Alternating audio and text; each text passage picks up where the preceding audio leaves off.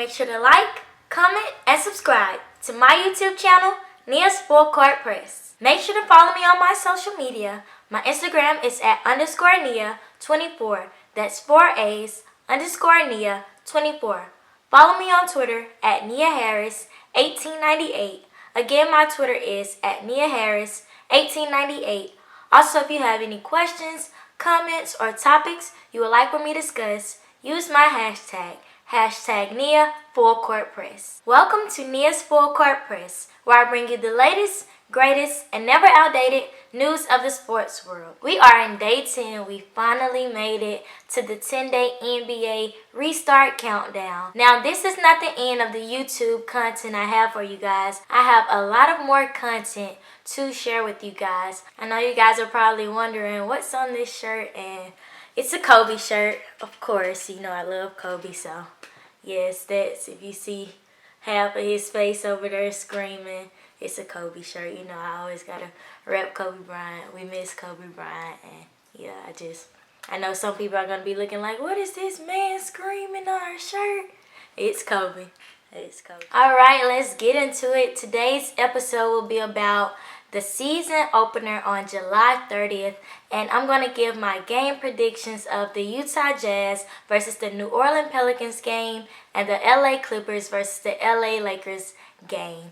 Also, we're going to discuss, will this championship be looked at the same as the others in the past? So we have a lot of good content for today's video, so let's dig in. We're going to take a look at each team, and after we take a look at each team, I'm going to give my game predictions on who I believe will win the game. First off, we have the Utah Jazz versus the New Orleans Pelicans. Now, that game is on July 30th at 6:30 p.m. Eastern Time on TNT. So for the Utah Jazz, you have Donovan Mitchell, who leads their teams in points and steals. Now, Donovan Mitchell is a very unique player for the Utah Jazz. He is an incredible scorer who has tremendous speed and body control. Also, he's a great defensive player who's not afraid to get down and dirty. He's going to die for those loose balls. He's highly competitive, and he has lockdown defensive skills. So you better watch out for Donovan Mitchell for the Utah Jazz. Those defensive skills go great with their point guard, Mike Conley, who is coming from Memphis Grizzlies. So he's bringing that grit and grind from Memphis to the Utah Jazz. Now, he's another great defensive player. Conley is a lefty point guard who has the ability to make it past those opposing guards into the paint. Conley is a great ball handler, and he knows how to run the floor, which is important with being a point guard. Now, his quickness is one of his main strengths, which makes it very hard to contain Conley. Then the Utah Jazz have center Rudy Gobert, who leads the Jazz in rebounds and blocks. Now, Rudy Gobert is a main asset for the Utah Jazz. His ability to run the floor is above average for a big man. Also, his speed makes it hard to guard him,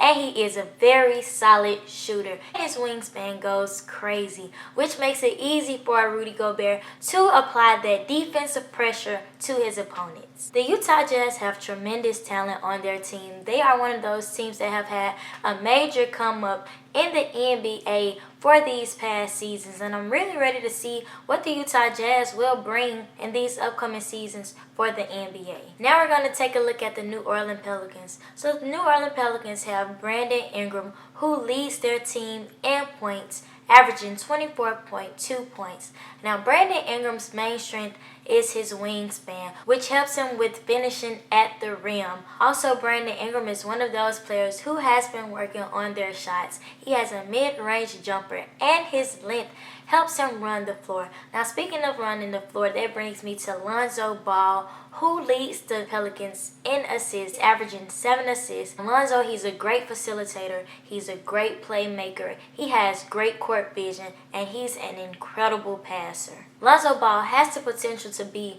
a solid scorer for the New Orleans Pelicans, and Lonzo has a great teammate to look up to, J.J. Redick. Now, this man is a pure shooter. I mean, he can shoot anywhere on the court.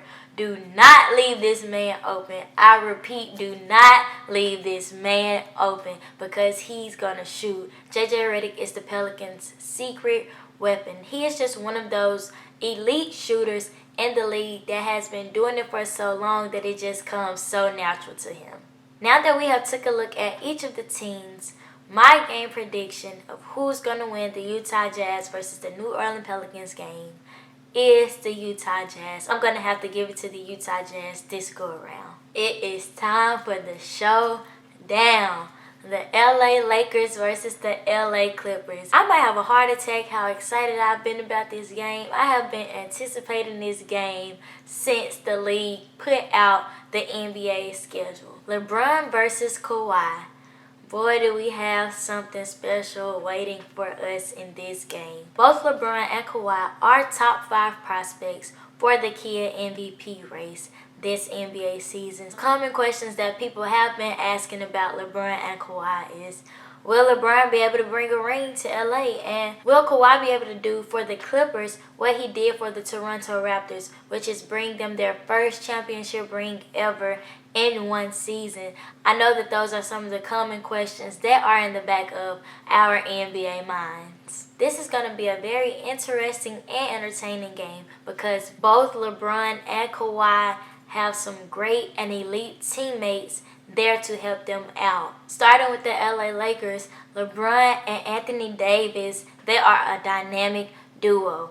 LeBron's dominance on the court speaks for itself. He has that great ability to push through the paint. I mean, LeBron, that man, that's a big man coming at you. You better get out the way, because he gonna run you over like a bulldozer. So yes, he has a great ability to get to the paint. Also, LeBron has been working on his scoring. He has been working on shooting those long-range jump shots. And you dare not let him free on a fast break because you already know what he's going to do. He's going to slam dunk the ball. And then you got to take a look at Anthony Davis, the brow, who is a lockdown defender. Not only is he a lockdown defender, he is a two-way player, so he's good at both defense and offense. As I said, Anthony Davis is a lockdown defender. He knows how to lock you down in the paint. And his wingspan makes him a great defensive player. He is a nightmare in the paint, you guys. Also, that length makes him a great finisher at the rim as well. And as I say, he's a two-way player, which means he's good at both defense and offense. The man can shoot. He's a shooter. He has incredible scoring skills. He is a very solid player. I believe the Lakers did their thing when they added Anthony Davis to the LA Lakers roster. The Lakers have some other amazing players who add on to that greatness of the Lake Show, such as Dwight Howard, Superman, who has something to prove. He said that he is ready to show the Lakers what he has to give them this season.